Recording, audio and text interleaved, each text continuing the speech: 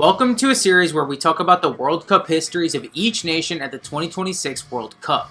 Today, we'll be talking about a team that needs no introduction. Forget that they haven't won a World Cup since I was in kindergarten. Forget that they haven't even been back to the World Cup final since then. Brazil will always be the kings of international soccer. Let's go through the rise and fall of the most famous soccer team in the world. Everything begins back in 1930 for the first ever World Cup, Uruguay 1930, and Brazil's here along with every other South American country that doesn't have a yellow, blue, red striped flag. As tournament favorites, Brazil will be drawn into a three-team group with only the winner advancing, and they promptly lost their first game against a Yugoslavia team fresh off a weeks-long boat ride. Brazil beat the shit out of Bolivia, but it didn't matter. They were eliminated in the group stages. Don't get too used to that. Brazil qualified for Italy 1934 by default and would play against Spain in the first round of the bracket. Spain has this funky flag. This is a time before Franco, but on the other side, Brazil is playing in white kits, which is kind of like seeing a picture of Jordan playing for the Washington Wizards. In such an alien matchup of two future superpowers of the sport, Spain destroyed a Brazil team that was basically brand new from Uruguay 1930, and for the second straight World Cup, Brazil spins out early. France 1938 was a controversial World Cup in South America, specifically because it was the second consecutive World Cup hosted in Europe. Salty over this, the entire continent of South America refused to enter the tournament, apart from Brazil. In another bracket-style tournament, Brazil would match up with Poland in the first round, and the people of Strasbourg that made it out to the game witnessed an absolute classic. 11 goals, 3 scored by Leonidas of Brazil, including 1 without a cleat. That's hilarious. Brazil would win this game 6-5 in extra time, setting the record for most goals in one game until Switzerland and Austria broke the record in 54. This match was historic for another reason too, because this is the first time Brazil wore their famous blue change kits. In the quarterfinals, Brazil would match up with Czechoslovakia and play another famous game, the Battle of Bordeaux. The ref just lost control of this game, with 3 players sent off and numerous other players on both sides injured. This game was tied after 90 and went to a replay, where 2 unrecognizable teams played again, and this time Brazil won and went through to the semis for the first time of many. Here, Brazil would run into Italy for the first time in the World Cup, and whether this is because they were overconfident or because they just had to play 2 games in a matter of days, they lost against the holders and eventual winners of this tournament primarily because they didn't have Leonidas. They would play yet another World Cup rival for the first time in the bronze medal match, coming back from 2-0 down to beat Sweden 4-2 in the first World Cup edition of the Yellow and Blue Derby. This is where World War II comes and goes. Brazil had an underrated role in providing victory for the Allies, but in 1946, FIFA declares Brazil the host of the next World Cup, and now we're really in the era of Brazil being one of the premier superpowers of the sport. Their results in World Cups up to now haven't been that crazy yet, but the expectations couldn't have been higher going into Brazil 1950. Drawn into an initial group with Mexico, Switzerland, and Yugoslavia, Brazil is still wearing white. This team with high expectations throttled Mexico, got drawn by Switzerland, and then got 2 past Yugoslavia to beat them and win the group to advance to the final group of 4, where the winner of this group with Brazil, Spain, Sweden, and Uruguay would win the entire World Cup. It's here that Brazil unleashed their full power. In the second edition of the Yellow and Blue Derby, Brazil won by a score of 7-1 against Sweden. Ademir scored 4 goals. This is definitely the most significant game in Brazil's history with this scoreline. There's no way. Against Spain, Brazil's performance declined significantly, dropping from 7 goals all the way down to 6 goals. 6-1 over Spain, 4 points out of 4, and this is for the whole World Cup. All they need to do now is take down Uruguay at the Maracanã. A bit of semantics, Brazil 1950 is technically the only World Cup that doesn't have a final. This final group stage was all the final, and that's important because Brazil was ahead of Uruguay in the standings, and they only needed a draw to take this home. They didn't even need to beat them. Local media and politicians were already declaring Brazil the champions of the tournament. This game ended up being the most attended World Cup game in history, and the nearly 200,000 fans in the Maracanã thought they were going to a ceremony, basically, and instead they were treated to one of the great horror shows in sports history. The Uruguayan defense held the Brazilians scoreless through halftime, and while Friaça gave Brazil an early lead in the second half, Uruguay would equalize, and when Alcides Gigia of La Celeste scored one of the most famous goals in international football history, the Maracanã fell silent. Brazil couldn't find an equalizer. Uruguay won. They hoisted the Jules Rimet trophy, and they did it in Brazil's face. This is the Maracanazo, one of the most significant upsets in sports history, and perhaps Brazil's biggest ever soccer heartbreak. Switzerland 1954 was the first time Brazil actually had to play qualifying matches, which is wild, but I'll spoil something here. The Brazilians will qualify for every World Cup ever. Something insane would have to happen for that to ever change. As a result, unless something significant happens, I'm just going to hop from World Cup to World Cup as part of a fruitless effort to make this video as manageable of a length for myself and y'all as possible. The most important thing that happened on the run-up to Switzerland 1954 was Brazil's rebranding.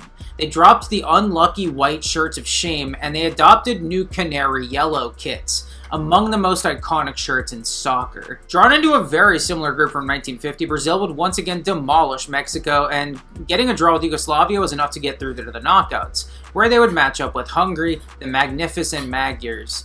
In a game that became known as the Battle of Bern, the on-pitch action took a back seat to the violence that took over the game when it became clear Hungary would win, and continued after the game and nearly escalated into something even uglier. Either way, Brazil was out and had a bad look on the way out. In order to make up for this, Brazil would have to do something crazy, like, say, usher in a new era of aesthetically pleasing samba soccer with a player some will argue is the greatest footballer of all time. So yeah, that sets the scene for Sweden 1958, where Brazil would be drawn in a tough group with a strong Austria team, an even stronger Soviet Union, and the weakest team in the group was England. I'll give them a break and not rib them too hard. The Munich air disaster had just happened. The Seleção would begin their campaign with an easier than expected win over Austria, but after a 0-0 draw with England in their second game, changes had to be made. The lineup was tweaked, and among the players included in the starting 11 against the Soviets were 25-year-old talismanic attacker Garrincha, as well as an 18-year-old talent by the name of Pele. With these changes and with a more attacking mindset, Brazil would open against the Soviets with their hair on fire, producing what has been called the greatest 3 minutes in football history, and creating a very early goal courtesy of Vava.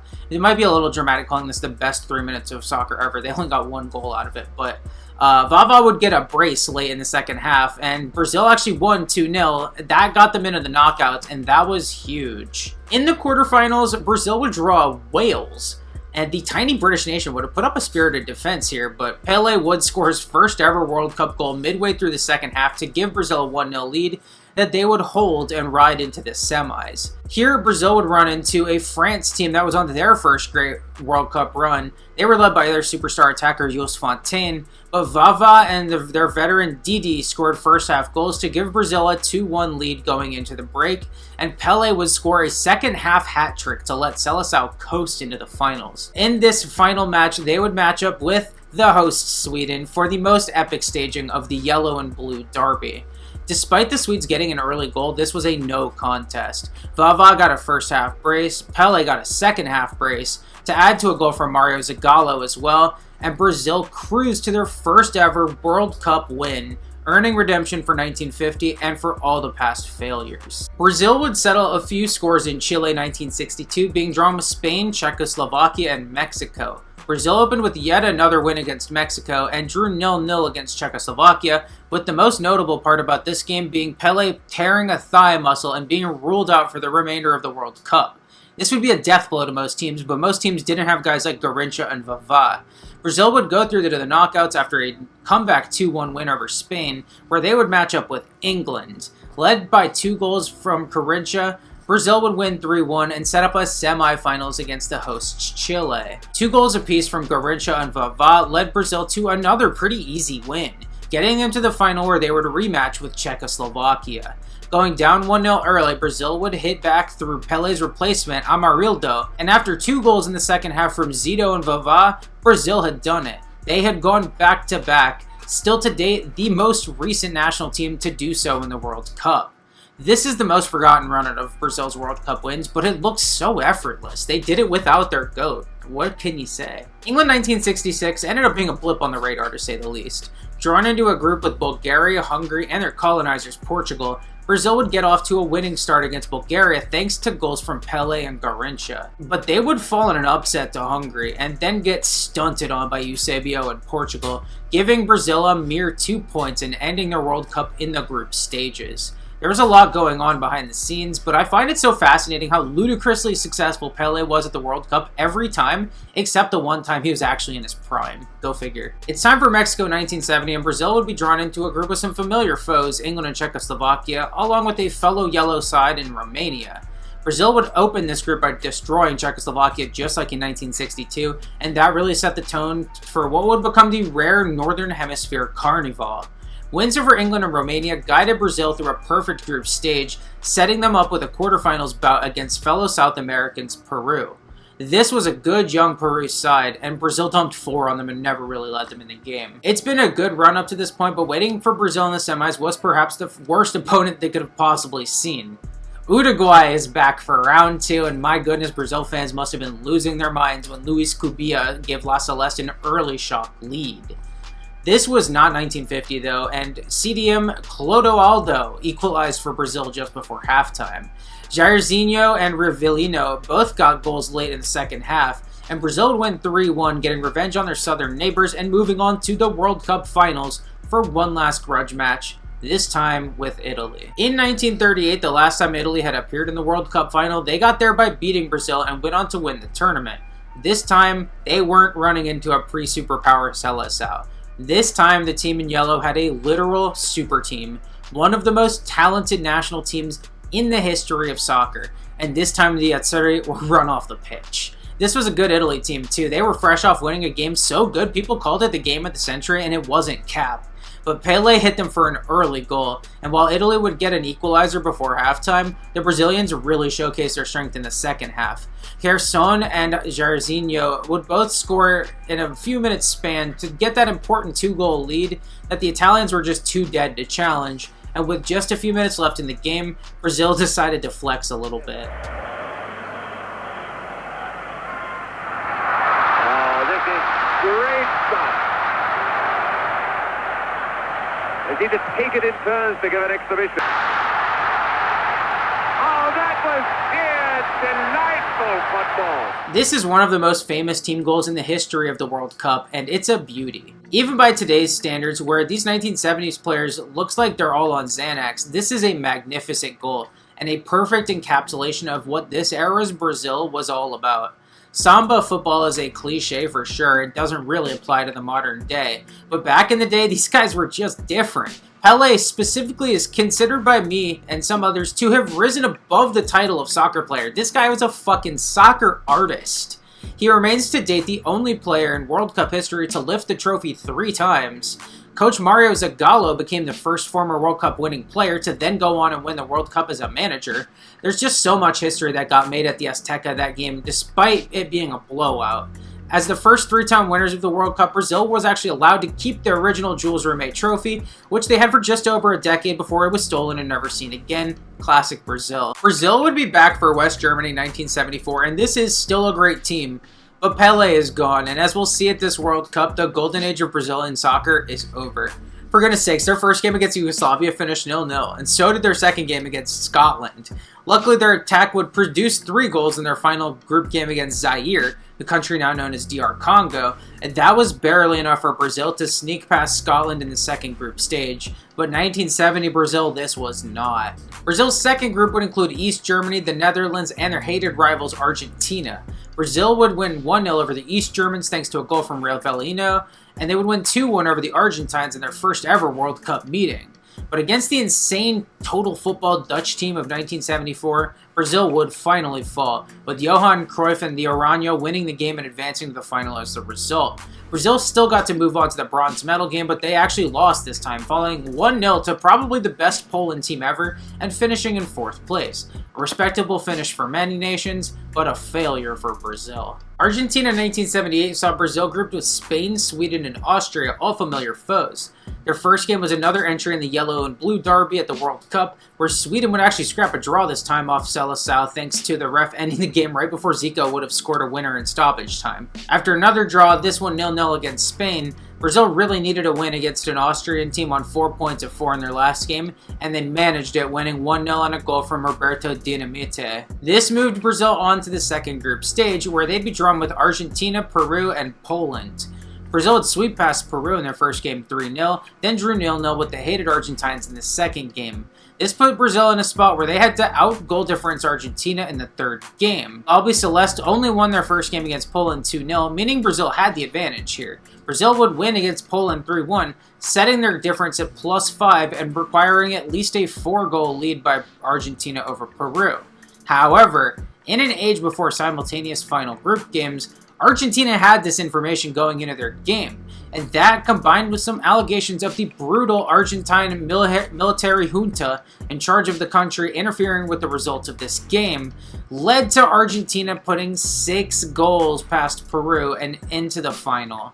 Brazil would once again be slotted into the bronze medal game, where they would renew their rivalry with Italy and come from behind 2-1 and take third place. España 1982 is where Brazil was ready to reintroduce themselves to the world as the premier soccer titans of the world, armed with Zico in his prime and surrounded by numerous other Seleção legends. My favorite is Socrates. This is a dude that had a lot going on and was damn good at soccer while also being a modern-day Renaissance man on his side. His name is not a lie.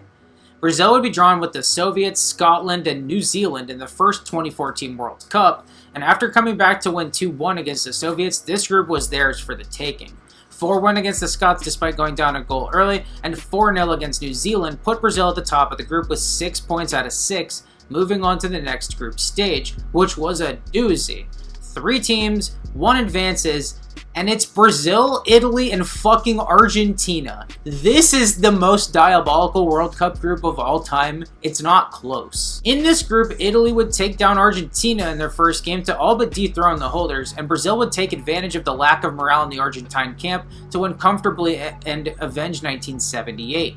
This put it all in a match between Brazil and Italy, one of the classic World Cup matchups at this point, and 1982's contest between the two was the best yet. The game started with Italy scoring immediately with a great cross from Antonio Cabrini, finding Paolo Rossi in the box for a free header, but Brazil would hit right back. Socrates and Zico made a little moment of magic with Socrates finishing off the equalizer. Brazil would dominate possession from here, but a huge defensive mistake gifted Paolo Rossi a first half brace and gave Italy a lead they would hold well into the second half.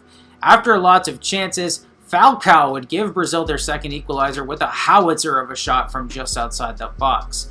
2 very different but very aesthetically pleasing goals. There was just nothing like Samba-era Brazil. Unbelievably though, Rossi would get a hat trick off of a clusterfuck of a corner, and this time Brazil had no response. This really was the game of the tournament, considering Italy went to hoist the World Cup, and it's such a bitter disappointment for the Brazilians, considering that this might have been their most gifted team ever. It's either this or 1970. On to Mexico 1986 now, the site of Brazil's most recent World Cup triumph up to this point. And this has some of the stars from 1982 still, but this is the beginning of a more defensive shift in Brazil's identity. This is inevitable, I guess, especially when you consider Brazil's best attacking player, the great Zico, was injured and not fully fit for the tournament, but it's kind of a bummer. Anyways, Brazil's group would include Spain and 2 relative minnows in Algeria and Northern Ireland. Their premier game, their opener against Spain, was wild for a few minutes in the second half with multiple referee controversies and eventually a Brazilian goal thanks to Socrates, but most of this game was ass, and Brazil in particular was just not their normal inventive style. Brazil was shithousing, things are just completely off balance in the universe. Brazil's second game was against Algeria, and this game was just as defensive from Brazil. They managed a clean sheet, and they did get a goal in the second half currently of Careca, but back-to-back 1-0s just felt dirty. Where is your pride? The third game against Northern Ireland was better, with Brazil winning 3-0, but even still, the vibes were just rancid going into the knockouts. Brazil would be drawn against Poland in the round of 16 with a chance to avenge their loss in the third-place game of 1974. Avenge that loss they did, winning 4-0 and scoring 2 great goals. Edinho's goal to make it 3-0 was very nice. Go watch it yourself. But I'll do you a favor, and I'll throw Josimar's goal on screen right now. This goal is just fucking unreal. Brazil's kind of looking like themselves again. And they're going to need to replicate that performance to move on again because they drew European champions France in the quarterfinals. Estadio Jalisco would see a matchup between perhaps the 2 most talented teams at this World Cup, and the resulting match was pure cinema. Brazil would take the lead pretty early through Careca, but France would equalize before halftime thanks to Michel Platini scoring an absolute scorer's goal of a goal. The second half featured more attacking, some near misses, and eventually a penalty conceded by French goalie Joel Batz. A still injured Zico was subbed on by manager Tele Santana right before this, and he would step up, take the penalty, and see Batz make a great save to keep the game level. The game would go to extra time 1-1, where Batz would make another great save, and France managed to hold out for penalties. Socrates would take the first penalty and also see it saved by Batz, who was on a heater. The next 6 takes were good, 3 for each team and a slight redemption for Zico, but Platini stepped up and sent the ball to Mars, tying things up in the shootout. Julio Cesar, a center back who had played his ass off this game, hit the post on his pen, giving France a golden opportunity that Luis Fernandez converted to win the game for the French and knock Brazil out in the quarters for a second straight World Cup. This was the same end result as 1982, and the playstyle was more negative, less fun, so I just have to ask, was it worth it, Brazil? We're on to Italia 90, where negative football had its finest hour, and Brazil would be drawn with Costa Rica for the first of a few times, as well as familiar foes Scotland and Sweden. The first game would be the 5th yellow and blue derby, where Brazil dominated. Careca scored goals in each half, and while Sweden got a goal back late and had more chances after that, the scoreline kind of flattered the Swedes here, not gonna lie. Their second game against Costa Rica looked similar, with Brazil dominating basically all game, but Costa Rica's keeper playing like prime Lev Yashin and keeping everything out except for Muller's goal scored off a deflection. Already qualified for the next round, Brazil would still play at full strength against Scotland, who needed a draw to qualify, so of course Muller got another goal for Brazil in the 81st minute to give Brazil a perfect group record again and eliminate poor Scotland. Brazil's perfect group stage record of course meant that they would be matched up with whatever pathetic team finished 3rd place in Group B. They got Argentina. They got fucking Argentina. That sucks. For Brazil and Argentina, at least it does. It's great for us as a neutral, but in our video, this sucks. We hate it here. Up against the holders, Brazil was the favorites. They enjoyed the support of the Turin crowd that was sick of Maradona sunning their teams throughout the 80s, and likewise they dominated this match just as they had done this entire tournament. They couldn't convert any of their plentiful chances though, and late in the game they were caught on the counter by who else but the otherwise invisible Maradona, who had that Disney moment of magic by initiating this chance, finding an unmarked Claudio Caniggia in front of goal. 1-0 Argentina, ball game. Brazil is out in the round of 16 for their worst result since 1966. And perhaps even worse, Brazil and Argentina have not met in the World Cup since this game. So Argentina has those bragging rights.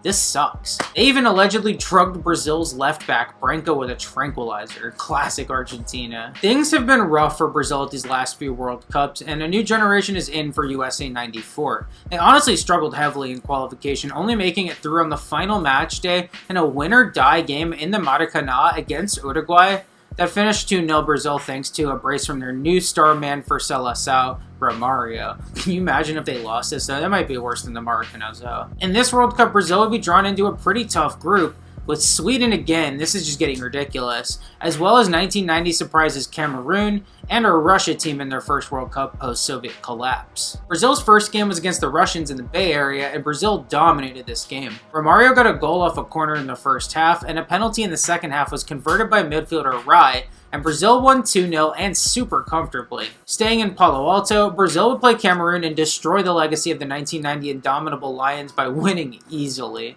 The final game in groups would be the 6th yellow and blue derby, this time held in the indoor Pontiac Silverdome, and here finally Brazil was given a challenge. Sweden would score early on a long counterattack and a nice finish by Kenneth Anderson, and they got to halftime with the lead against the favorites. But Romario equalized for Brazil early in the second half and got them back to a mutually beneficial 1-1 draw that neither team was willing to challenge for the rest of the game.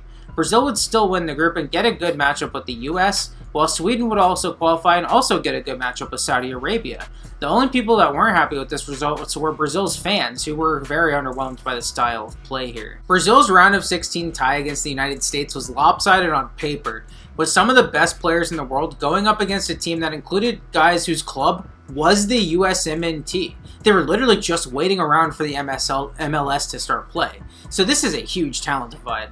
But the US had the power of God and anime on their side. By that I mean that the US had home field advantage and the game would be played on the 4th of July. There's got to be something there. The US would stay in this game longer than most expected, with Brazil dominating possession, but the States looking at least slightly dangerous on the counter early. Towards the end of the first half, Leonardo caught a red card for elbowing the fuck out of Top Ramos, but this also forced Ramos out of the game, one of America's best attackers, and the Stars and Stripes really didn't take advantage of the extra man. In fact, Brazil ramped up the pressure more, and finally broke through in the 72nd minute courtesy of Bebeto. Brazil would hold on and knock out the hosts, surviving their plucky stick-to-itiveness, but this was not a super convincing performance from supposed title favorites. This set the scene for the quarterfinals, the stage that has become Brazil's Everest recently, and the universe wouldn't give it easy to Brazil this time either, because they're matched up with the Netherlands. This game was insane, being one of those pop-off games where it's 0-0 at half and kinda not that exciting, then you blink and 4 goals go by. Romario and Bebeto, the two wonder boys of the team, both scored goals early in the second half to give Brazil their 2-0 lead and send them well on their way. But then something funny happened. Dennis Bergkamp got the Dutch one back in classic Bergkamp fashion, and then Aaron Winter equalized. This wasn't supposed to happen, but basically as soon as the Dutch got level, they would concede a slightly controversial free kick. With starting left back Leonardo out after the red card against the States, our old friend Branco was back in the lineup, and he would do a massive Cuauhtemoc Blanco-esque run-up before booming the free kick into the back of the net to give the Brazil their lead back, one that this time they would hold.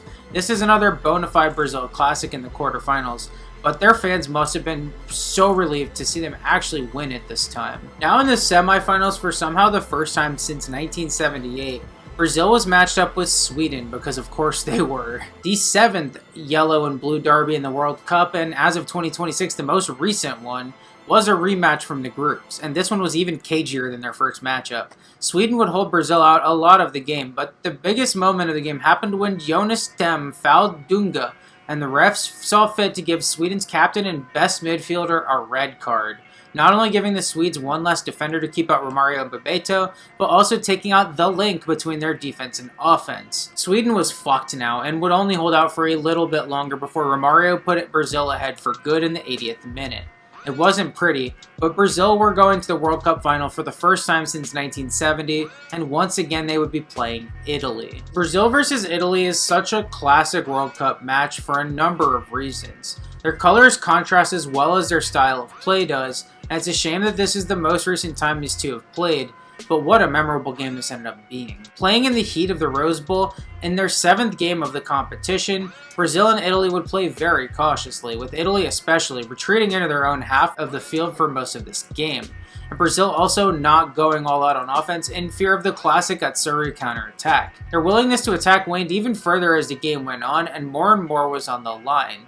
After 90 minutes, the game was still 0-0, and despite Brazil being a bit more aggressive in extra time, the game remained 0-0 after 120. This took the game to a penalty shootout for the first time ever in a World Cup final, and this has to be one of the most memorable shootouts in the history of soccer. It began with captain Franco Baresi stepping up for Italy and blazing the ball way over the net. Advantage Brazil, but Marcio Santos would see his penalty saved by Gianluca Pagliuca, the Italian goalie, who was having a very good game. Italy would convert their next pen. Romario equaled it for Brazil with an aesthetically pleasing pen of his own. Italy hit again, but Branco did his long-ass run-up again and smashed his pen, keeping it level again. Italian striker Daniel Massaro then stepped up and saw his shot saved by Claudio Taffarel, putting the ball back in Brazil's court. Was Taffarel multiple feet off the line when the shot was taken? I mean, yeah, but this rule is about as enforced as traveling in the NBA. Seleção captain Dunga would hit his pen amidst all the pressure, giving Brazil a huge lead, putting all the pressure on Italy's best player, Roberto Baggio. After having an amazing World Cup, Baggio had given all he could, and his last contribution to USA 94 was perhaps the most infamous penalty miss of all time. It may have come after a 0-0 game and a shootout win, but Brazil had won the World Cup for the first time in a generation and became the first country to win their 4th World Cup. Romario won Best Player and cemented himself as a Seleção legend forever, despite this being the only World Cup he played in at full fitness. France 1998 saw a bit of a transition between generations, with guys like Romario gone, but mainstays like Dunga, Bebeto, and Leonardo still around. New guys are here too, like free kick legend Roberto Carlos, talented midfielder Rivaldo, and a 21-year-old Ronaldo. Brazil would be drawn into a group that y'all are going to become a lot more familiar with in the next couple days here. Morocco and Scotland are both here, just like they'll be in 2026, and Norway is here too since Sweden couldn't be. The World Cup would kick off with another installment of Brazil versus Scotland, one of those World Cup rivalries that I, as a college football fan, would compare to the Bedlam game between Oklahoma and Oklahoma State. They've played a lot, and Brazil always wins. That looked to be the case early in this match when Brazil immediately scored via a header from a dude that was playing in Japan, Cesar Sampaio. Hero turned villain though when Sampaio conceded a penalty late in the first half and John Collins converted to equalize for Scotland. Heading towards a supremely disappointing result, Mario Zagallo subbed on Danielson and that changed everything. Danielson would begin a counter that turned into an absolute clusterfuck and ended with a Scottish own goal, giving Brazil a 2-1 lead that they would hold for a tough-earned 3 points. Brazil's next game was against Morocco, and this was supposed to be even more fun than the Scotland game, because Morocco played a very open, attacking style that theoretically would let them play with Brazil. Instead, Brazil looked like themselves again, with Ronaldo and Rivaldo both getting on the scoreboard before halftime, and Bebeto making it 3-0 not long after. Ronaldo's goal was a nice one-touch volley, and would be the first of many goals he'd score at the World Cup. Anyways, Morocco was thoroughly outclassed, and Brazil took home 3 more points. Due to the way this group played out, with both of Norway's games ending in draws, Brazil had already won the group with a whole group game to spare, which is kind of insane. It's time to talk about Brazil versus Norway. Despite theoretically not playing for anything of significance, Brazil would trot out their first team, and that's what makes what happened next so shocking. Norway's defense put a brick wall in front of Brazil's goal for most of the game, in a way that gave shades of Brazil versus Sweden in both their '94 World Cup games, but Brazil would break through late to score on a beautiful play on a cross from Danielson to set up a Beto for the winning goal. That's certainly what Morocco thought playing down in Saint Etienne. Nobody told Norway that's what the script said though, because they got a shock equalizer just a few minutes later when a long ball found Torre Andre Flo, who beat Claudio Taffarel. That's probably where the game should have ended, but instead Junior Baiano got called for an admittedly weak foul in the box to concede a penalty, one that Kjetil Rekdal converted for a stunning Norwegian win. This win had reverberations across the entire World Cup, but we'll talk about the true impacts of that in a couple of days. It didn't change Brazil's mission: win the World Cup, more specifically get through Chile in the round of 16. This was round 2 of the great Brazil versus Chile World Cup rivalry, with round 1 being way back in 1962 in the semis. Round 2 went very similar. Brazil scored early when a free kick from Dunga found Cesar Sampaio, of all people, who scored his second goal of the tournament. But wait, there's more! He would score a brace for this game and his third goal of the tournament, kind of by accident, and he has to be the most unlikely player to have ever scored this many goals in a World Cup. This is fucking insane. Ronaldo would earn and convert a penalty before half, and he would score again in the second half to get his own brace. This one way less insane, it's Ronaldo. And even though Chile had scored just a few minutes before R9's second goal, a 4-1 win for Brazil was just about what the doctor ordered for this team after the Norway game. Brazil was now on to the quarterfinals to play against Denmark since Sweden couldn't be here. The underdog Danes struck first immediately, but Brazil would equalize through another Bebeto goal. Seleção would then take a first half lead when Rivaldo scored a really nice goal, but the Danes stayed in this game, getting their reward in the form of an early second half equalizer from Brian Laudrup. Rivaldo would hit again for Brazil though, scoring a nice goal to give them a 3-2 lead that they did end up holding. But goddamn if Denmark didn't have multiple good chances to equalize close to the end of the game. This was one of those survive and advance kind of games. There's no shame in that this Denmark team was good, but Brazil did survive. They would advance to a semi-final game against the Netherlands. Canary Yellow versus Dutch Orange round 2 was not the absolute classic that their 1994 quarterfinal was, but this one definitely matched the tension and drama. First half was a dud, even more so than their last matchup, but Ronaldo scored immediately out of halftime after a great setup by Rivaldo, and Brazil were well on their way. The defense would hold. Junior Baiano put Dennis Bergkamp in hell in this game. The Brazilians weathered every Dutch attempt all the way up until the 87th minute, where Ronald de Boer would set up Patrick Kluivert brilliantly and would give the Oranje another late goal to keep them in things. Extra time came and went without a goal, getting us to penalties. Ronaldo, Frank de Boer, Rivaldo, Bergkamp all converted their penalties. Emerson does so too. Then Philip Cocu steps up and sees his penalties saved by Claudio Taffarel. Dunga converted the next penalty to get Brazil even closer, and when Ronald de Boer took his penalty, Taffarel did it again. He was well on his way out of the national team at this point, and he wasn't a super highly rated keeper domestically. But this dude performed so well at the World Cup that he did become a Brazilian legend. Some still see him as the best goalkeeper in the history of the national team up to this point, so you really got to give it to him. He balled out here. Brazil had made it back to the World Cup final with the chance to become the first repeat winners since they went back-to-back in 58 and 62. They would do so in the rare holders versus hosts game against France. The game itself ended up being a massive disappointment in more ways than one for Brazil fans. The first half was full of missed chances, but Zinedine Zidane would score via header just after a half hour to put Brazil in a hole, and this wasn't good. But when Zidane scored a second header just before halftime, this was turning into a disaster. The second half had a red card, a third goal for France with the last touch of the game, and multiple half chances and controversies, and yet it really felt like a victory lap for France. Brazil was knocked cold, perhaps even unconscious, convulsing on the floor maybe even. Yeah, this game is not what is remembered from this game, if that makes any sense. Neither is Brazil's failed chance at a repeat. Infamously, when Mario Zagallo submitted his lineup pre-match, Ronaldo was nowhere to be found. Then the game starts and there he is on the pitch. Nothing crazy, right? He just felt good after not feeling good before. Yeah, this has spawned a myriad of theories on what happened here. And this has become, I would say, probably the greatest World Cup unsolved mystery. What we do know is that Ronaldo had a seizure the day of the final. He spent hours in the hospital, and despite this, he decided to play in the most important game of his life, and his manager let all of this happen. This was a mistake. R9 was not anywhere near his peak. He was playing like he had been debuffed. And this has led many to believe that he was forced to play in the final for financial reasons, whether it's from Nike or the Brazilian FA or whoever else. This brings us on to Korea-Japan 2002, where Brazil barely qualified. I won't go into the weeds, this is already way longer than it was ever supposed to be, but Brazil wasn't coming into this World Cup on any kind of wave of momentum. The best thing they had going for them was what appeared to be an easy group with Turkey, China, and Costa Rica. The first game against Turkey was surprisingly contentious considering Brazil was playing a team that hadn't been to the World Cup since the 50s, but the Turks came to play, especially their goalie. He kept out Brazil through the first half, and Turkey even managed to score just before halftime, but despite Ronaldo having come off of 3 years of injury hell, he equalizes on the other side of halftime like nothing ever happened.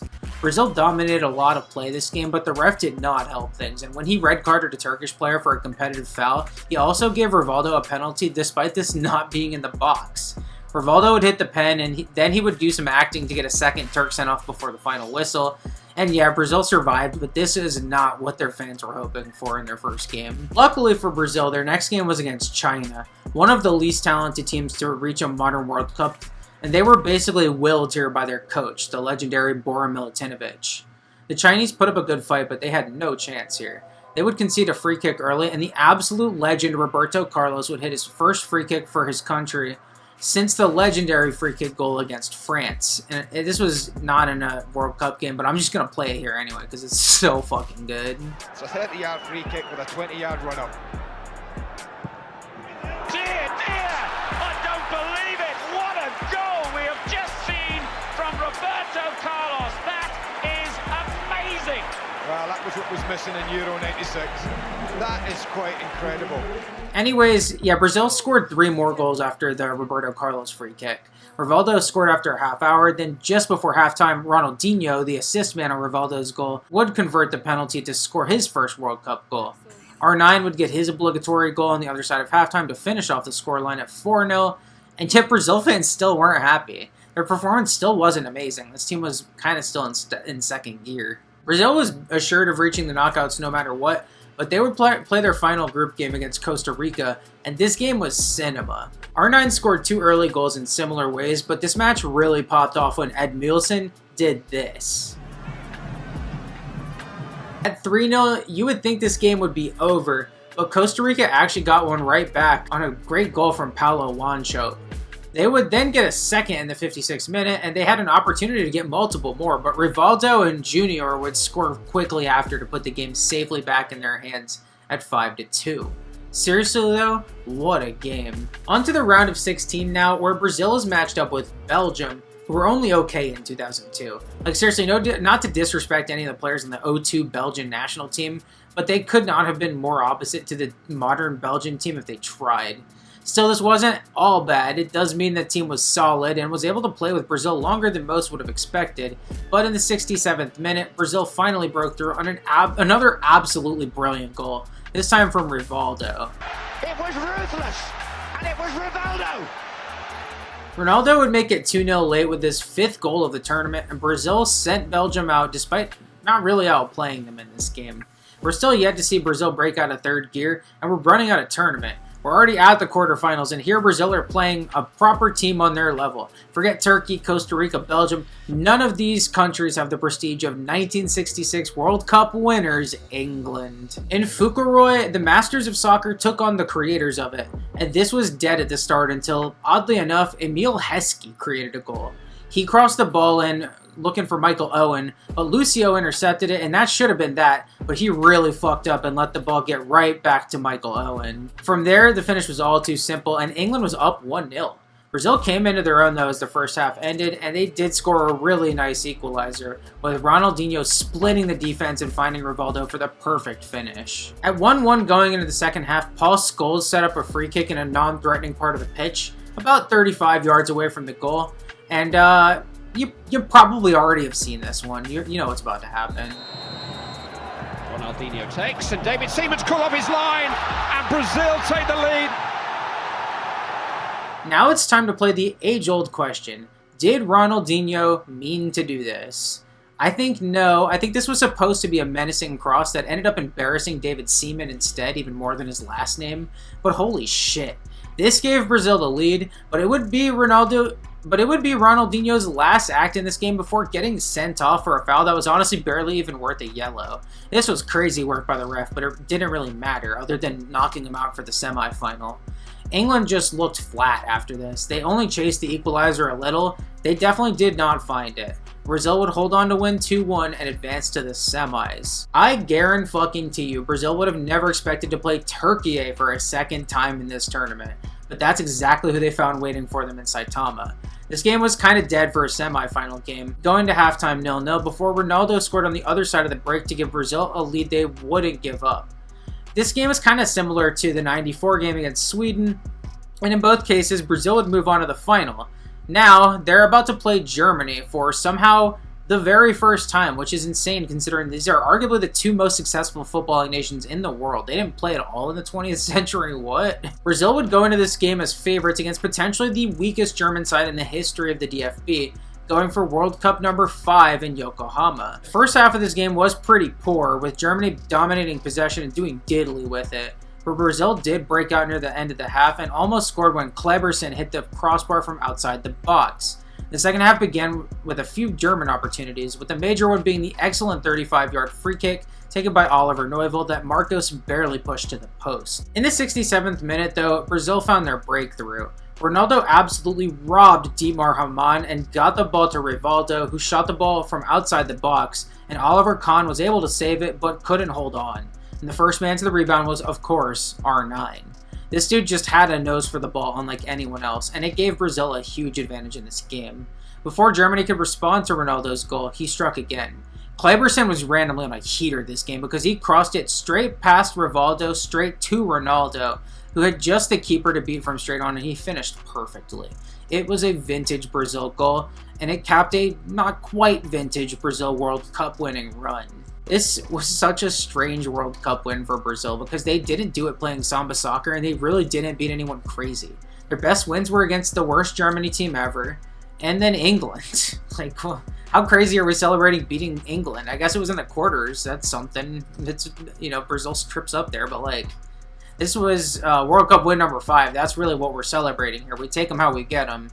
And considering the turn the story is about to take after this, anyone who's enjoying the success Brazil has had over the past half century or so in this video should not take this trophy for granted. And just trust me. Germany 2006 was the first World Cup where the holders had to qualify along with the rest of the peasantry, and so Brazil had to go through CONMEBOL qualifiers like everyone else. They didn't struggle at all though, running top 2 with Argentina all campaign long and eventually winning their 10-team group. In Germany, the Brazilians would be drawn with 3 new opponents: Croatia, Japan, and Australia. Game 1 at the Olympiastadion was Brazil versus Croatia, an epic match in every way. The artful Brazilians versus the grit of the Croatians, and perfectly contrasting kits, just beautiful. The game was good, with both teams getting opportunities in the first half, with the decisive one falling to Kaká just before halftime, who smashed it from outside the box past Stipe Pleticosa to put the Brazilians up 1-0. Somehow this stayed the final score despite Croatia having so many opportunities in the second half, but Dida had a good game in goal, as did Emerson in the midfield. Ronaldinho also had some bright spots as well, although Ronaldo was now in his fat era and was just not effective in this game. Next up was Australia, and this game was way closer than most people expected. We knew this wasn't necessarily a vintage Brazil attack based on the first game, but this first half was barren. In stark contrast, the second half sprung to life, with Adriano scoring soon after the break on a really nice left-footed finish with the assist from Ronaldo. What followed was a maelstrom of opportunities, most from Australia, who really threatened to equalize in this one all the way until the dying moments of the game.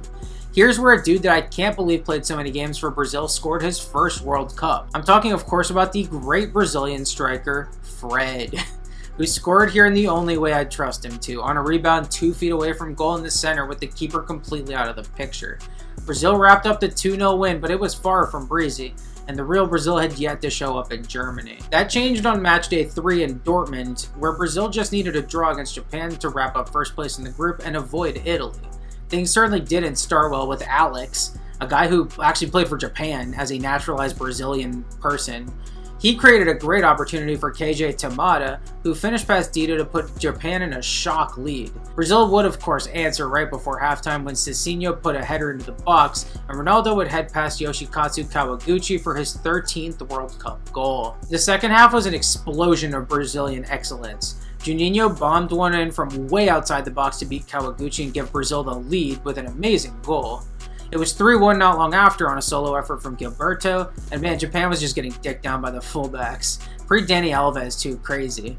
R9 would make it 4-1 with now his 14th goal in a World Cup, tying the record set by Gerd Muller of Germany.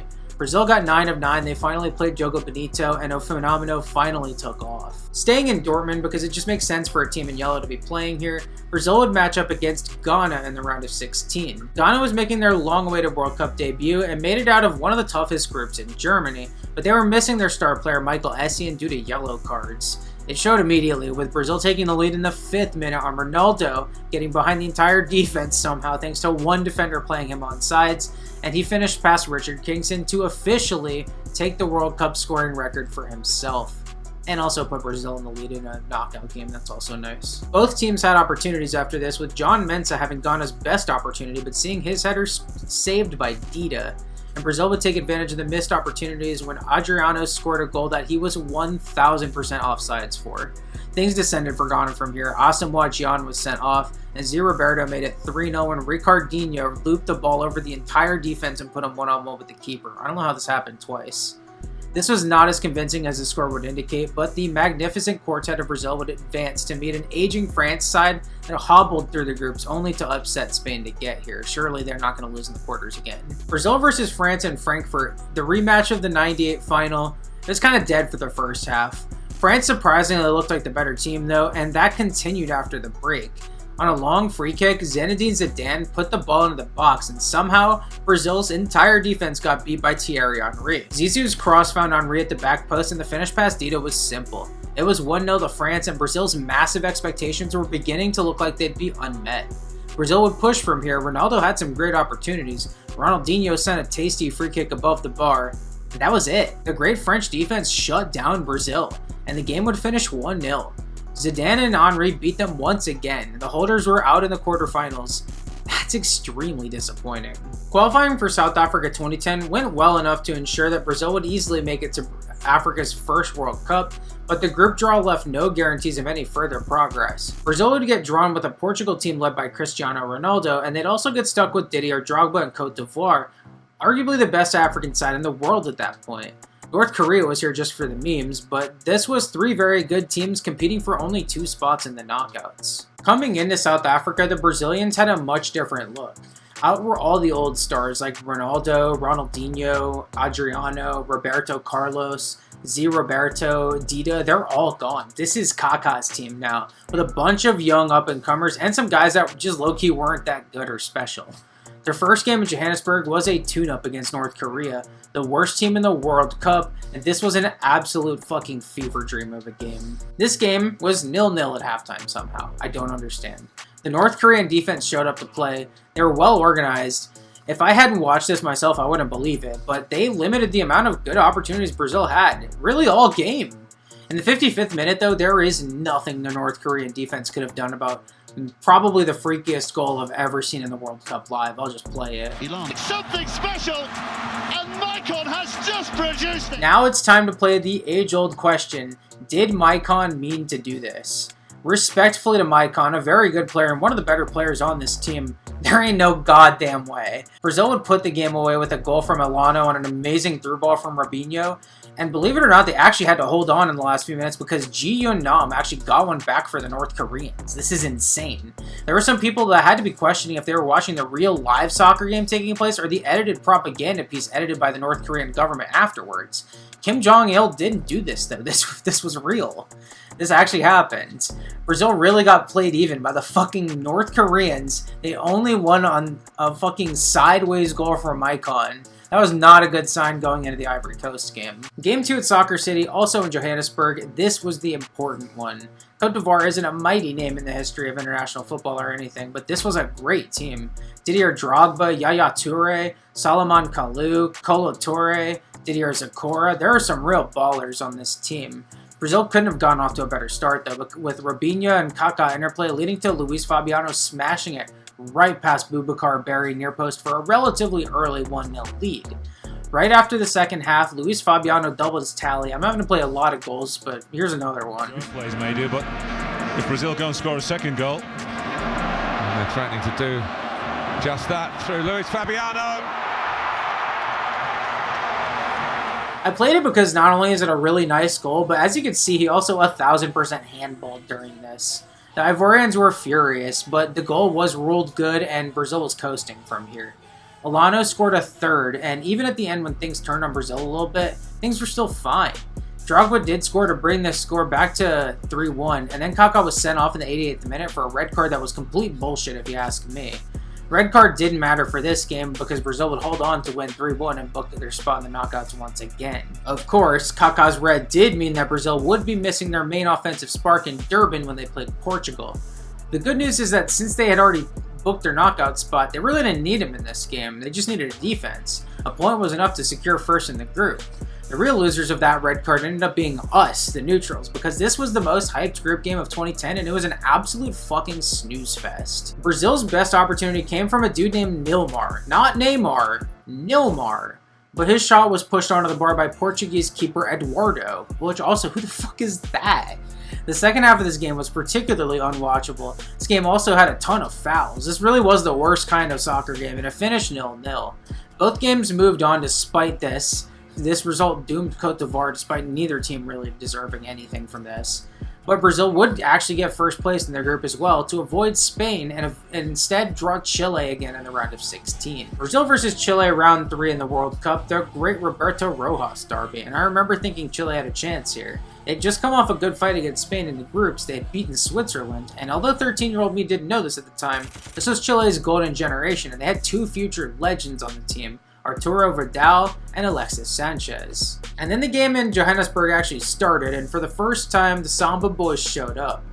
Brazil broke through in the 35th minute on a corner goal, a header from defender Juan, and they made it 2-0 immediately after on a great team goal that ended with Luis Fabiano rounding the keeper.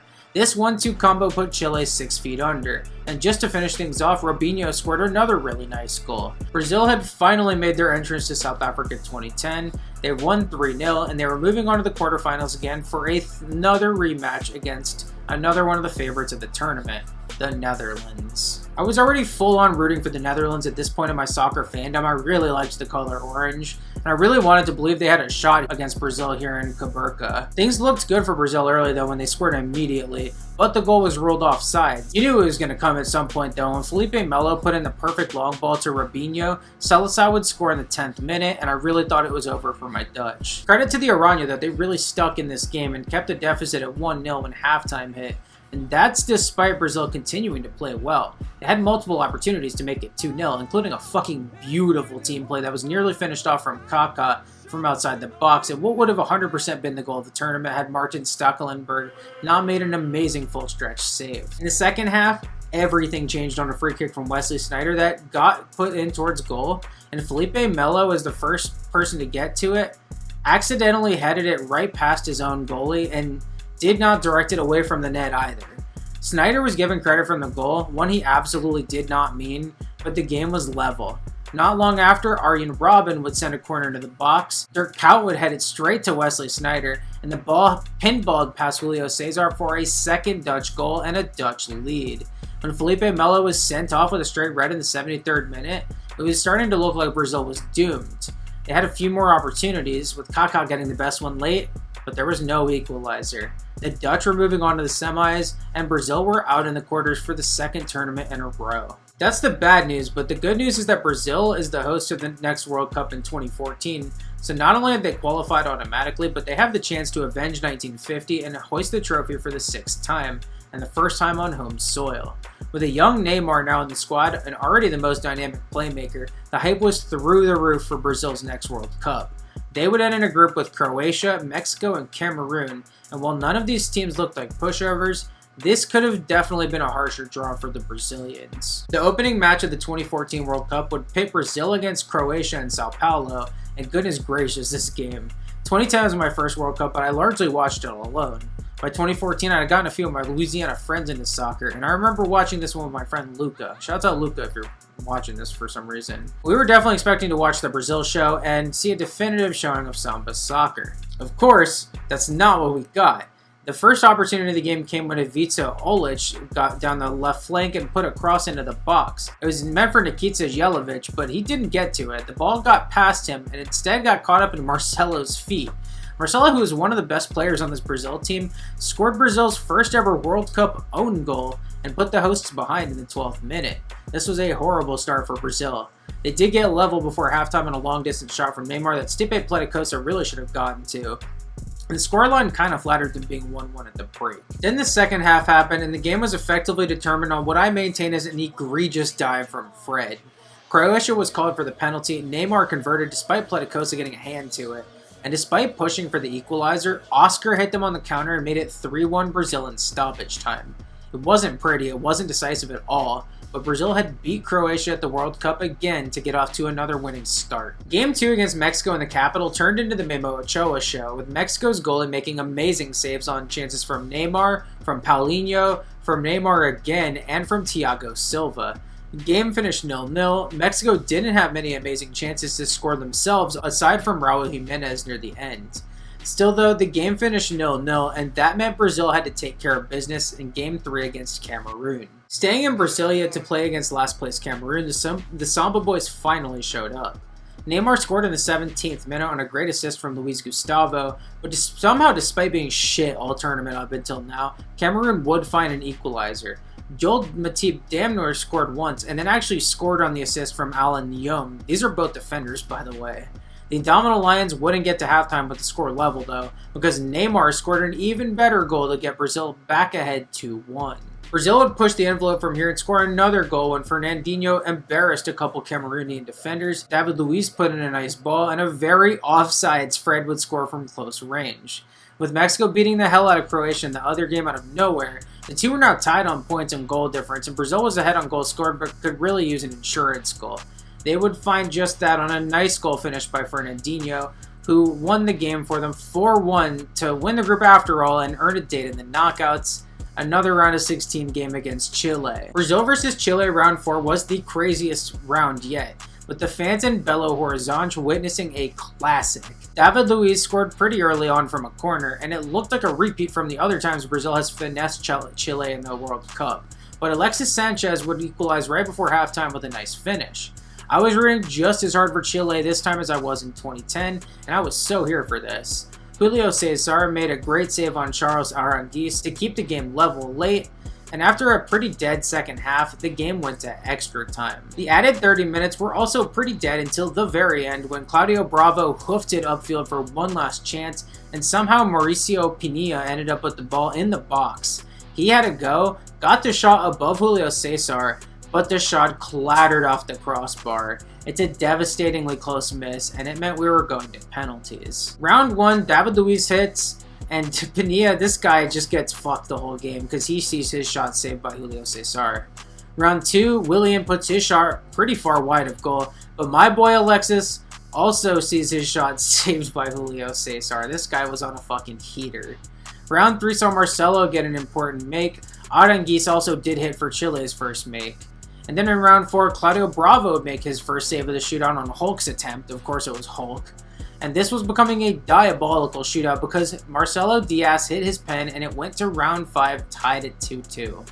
Neymar, the ray of hope for Brazilians everywhere, stutter stepped and finished past Bravo to give Brazil the edge. And when Gonçalo Jara hit the post, Brazil had won this shootout by the skin of their teeth. This was a brutal loss for Chile to take, especially because this is, to this day, the most recent game they've played in a World Cup, and they're not playing here in North America this year either. But Brazil fans were very fortunate that this team lived to fight another day, although maybe this would have been a less humiliating way to go out, as it turns out. Brazil would go to the quarters where they would match up with another South American team, this time a Colombia squad featuring James Rodriguez having the tournament of his life. This game in Fortaleza started similar to the last one, with Brazil immediately taking the lead on a corner goal, this time from Thiago Silva. Colombia would search for an equalizer, but it was Brazil who found their second goal instead on a great free kick from David Luiz of all people, who now had his second goal at the World Cup and his second goal period for Brazil. Colombia would earn a pen when Carlos Bacca was brought down in the box by Julio Cesar, and James converted to keep Los Cafeteros in the game, and they would push on desperately for an equalizer from here, but they did not find one, meaning Brazil was moving on to the semifinals for the first time since they won it all back in 2002. Of course, Brazil won this game against Colombia, but that would not turn out to be the lasting legacy from this quarterfinal match. Two significant moments late in the game put Brazil seriously behind the 8-ball going into the semis. Without their offensive spark, this was going to be much tougher now, but what may have turned out to be even more damaging towards their hopes in the semis ended up being that Thiago Silva picked up a yellow card in the game, which was his second of the tournament. This meant that he was going to be out for the semifinal game as a result. Without Brazil's captain and defensive leader, and arguably the best center back in the world at this point in time, they were now possibly sitting ducks. That brings us to the semifinals back in Belo Horizonte, where Brazil would play Germany. This is one of the most famous games in the history of soccer. Right on it, it's gone through for Germany. Brazil in real trouble, they're making another one here. It's 3. This is quite astonishing. Ozil, they're queuing up. Square, 6-0. They might have number 7 here now. Oscar would score a late goal to make it 7-1. It's the World Cup's best example of the Chris Paul meme, and the symbolism here is crazy. Oscar did something very similar in the first game against Croatia, but then it was met with jubilation. I've literally never seen a scoring player more upset in my life, but this was now a national tragedy. New generations of Brazilian soccer fans had their own Maracanazo now. For Brazilian fans, I cannot imagine how crushing this loss must have been. As a neutral who actually tends to root for Brazil against other powers like England, Argentina, Spain, Italy, etc., due to their typically attractive brand of football, I knew this 2014 Brazil team was fraudulent from their very first game against Croatia. At no point did they play a decisive game of soccer in making it to the semifinals, escaping tough games against Croatia, Mexico, Colombia, and especially Chile, and being frail in the back as well as not super clinical up front apart from Neymar and sometimes Oscar. I was surprised Brazil's luck didn't run out earlier, but this game did make me look like a genius among my friends.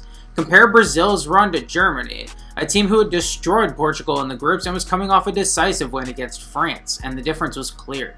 Germany was the better team, and they proved it more famously than anyone ever has in the World Cup. The pain doesn't even end there, because Brazil still has to play in the bronze medal match against a very good, overachieving Netherlands team looking for one last high-profile scrap on their way out of the country. Brasilia saw another poor performance from a Neymar-less squad, although it started with a penalty conceded that wasn't one. Figured that from the Netherlands in 2014. Robin van Persie did convert, and the Dutch would make it 2-0 on a goal that also featured an offside that wasn't called, so that's sick. Still, the Dutch were bodying Brazil apart from this, and they'd score an uncontroversial goal via Jorginho Wijnaldum to clinch the bronze medal, sending Brazil to 4th place and a very disappointing finish with back-to-back blowouts. We have to move forward though. Brazil would dominate qualifying for Russia 2018 to easily make it back to the World Cup for redemption. They would be drawn into a manageable group featuring Switzerland, Serbia, and Costa Rica. Game 1 against Switzerland started with Brazil scoring an amazing goal courtesy of Philippe Coutinho, but Switzerland would equalize coming out of the other side of halftime on a corner goal. Brazil poured on for a winner, but they couldn't find one, with the game finishing 1-1 and Brazil failing to win their opening World Cup game for the first time since 1978. Gotta admit, that's some pretty crazy consistency in over 4 decades. Game 2 in St. Petersburg against Costa Rica was a shit show, with Brazil wasting all their opportunities and ending up in a death spiral towards another 0-0 draw. This Costa Rica team was frustrating the hell out of Neymar and the boys. Neymar even tried flopping for a penalty and got denied by VAR, but finally in stoppage time, Coutinho stepped up and scored. Finally getting the breakthrough, Brazil would add a second through Neymar for the rare double stoppage time goal and clinch the 3 points. They were still not in an amazing position going into matchday 3 though, needing to beat or draw Serbia to avoid getting grouped. The good news is, Serbia is one of the most notorious World Cup bottlers out there, and Paulinho would score before halftime to give Brazil the lead in Moscow. The Brazilians would get their second on a corner goal from Thiago Silva, and despite Serbia holding their own in this game generally, they were never going to be able to make this comeback. Brazil won 2-0, they clinched first place in the group despite some hard work, and they were once again on to the knockouts. The round of 16 saw Brazil rematch against Mexico down in Samara, and this game was sort of a continuation of their 2014 game. Memo was on fire, Neymar was the most important player for Brazil, and the game was 0-0 going into halftime. Brazil would catch fire on the other side though, with Neymar setting up and finishing a nice goal shortly after the break. Brazil would hold this lead until late, where they would finish off the game with Roberto Firmino's first World Cup goal. So it's been a pretty standard, sort of flashy, but also sort of humble run so far. Neymar has just had his first great game of the tournament, and Brazil looks to be rolling. They've been World Cup favorites this entire time, but that has only grown with Germany and Spain exiting the tournament up to this point. Now Brazil is back in the quarterfinals though, and they were up against the golden generation of Belgium. Another classic game in Kazan saw both teams start on fire. Brazil, but especially Belgium, created a lot of chances early, and the Belgians would get on the board first when they scored on a corner via an own goal from Fernandinho. Super unfortunate. Brazil would push for an equalizer, but got a hit on the break in the 31st minute by Romelu Lukaku, who ran it past midfield and found Kevin De Bruyne. My boy KDB hit from outside the box and beat Alisson to make it 2-0 Belgium this early. This was the first game of the tournament I watched by myself. I had watched this entire World Cup with my family and friends up to this point, but I was now watching this alone at my university apartment, and I was shook. This was legitimately supposed to be Brazil's World Cup, but the party was being crashed. The Seleção would try to get back into the game, but for a while they had no luck at all. Belgium was honestly looking more likely to make it 3-0 with another goal on the break, but Brazil actually would get one back in the 76th minute with a header from Renato Augusto on a really nice assist from Coutinho. With Thibaut Courtois on goal though, it was always going to be hard for Brazil to find an equalizer, and disappointingly, the final whistle would end the game at 2-1 Belgium. Somehow, Brazil was once again out in the quarterfinals. I remember this is my moment where I was officially jaded, and I became of the opinion that Brazil soccer was no longer to be trusted until proven otherwise.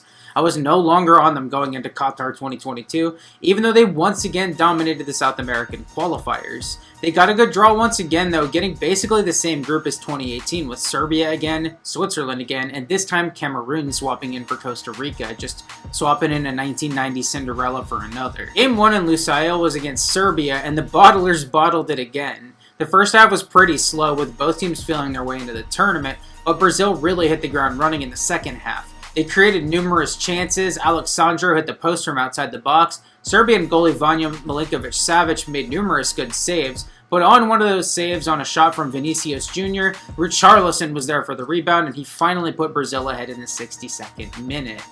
With the pressure off, the Brazilians were able to make their first true moment of magic for the tournament. Forcing Lazovic back and finding Richarlison! Dude, I don't even know where to begin with this goal. Holy shit. It's one of my favorite World Cup goals ever. He really just went for it. And some credit definitely has to be given to Vinny for the assist. This was also brilliant. This was the goal for the tournament. This was the goal of the tournament as far as I'm concerned. At the time and also at the end of the tournament. It's just that good. Brazil would hold on to win this 2-0, giving them another good start in the group after not winning in 2018. Game 2 was against that Switzerland team that beat them, and Brazil would actually aim to beat them this time. Jan Sommer would prove difficult to beat in goal as he usually is, and Vini Jr. learned this very early on when Sommer would make an amazing save on his shot. Vinny would score in the second half, but lost it after VAR caught an offsides from Richarlison, and this game continued to lurch closer towards full-time, still at 0-0. Late in the game, with Brazil running out of ideas, Casemiro was able to blast one top corner from a pretty tough angle from mid-range. It was a great goal from an unlikely source, and it bailed Brazil out because they were really about to draw Switzerland again. They did get the 1-0 win this time, and that did get them into the knockouts guaranteed no matter what happened in their last game. Brazil would use a backup side for Game 3 against Cameroon, something they famously did not do against Norway in '98 in a similar situation, but this was still a very good collection of talent for Cameroon to have to contend with.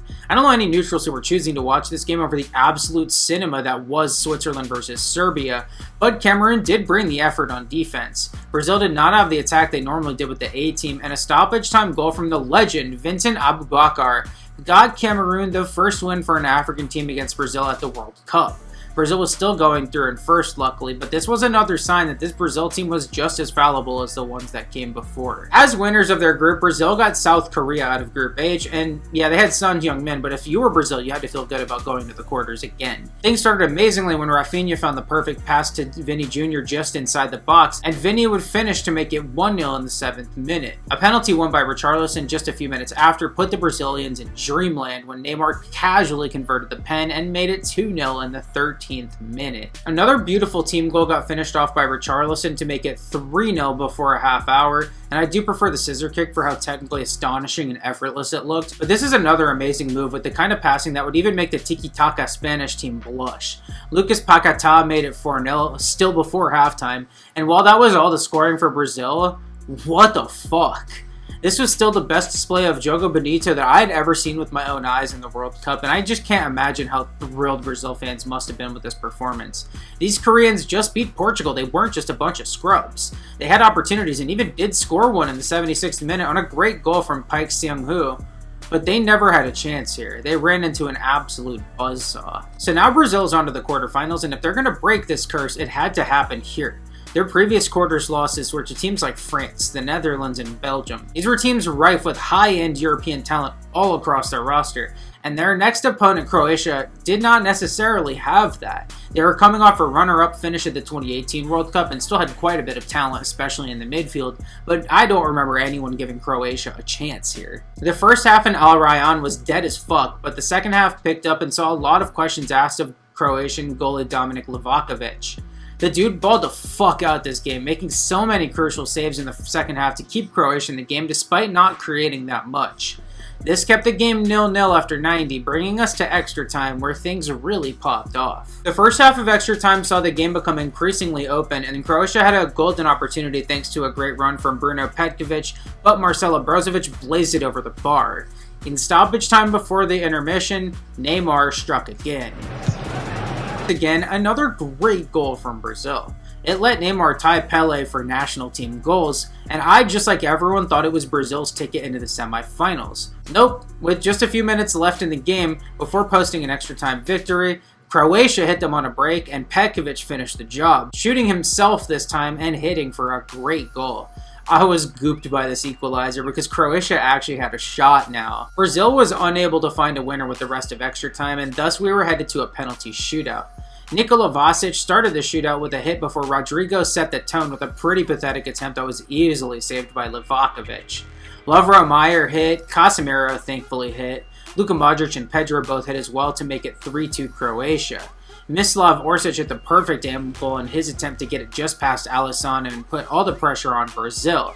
Needing to hit to send it to round 5, Marquinhos stepped up, and although this guy has become one of the best center backs in the world, he ended Brazil's World Cup by hitting the post.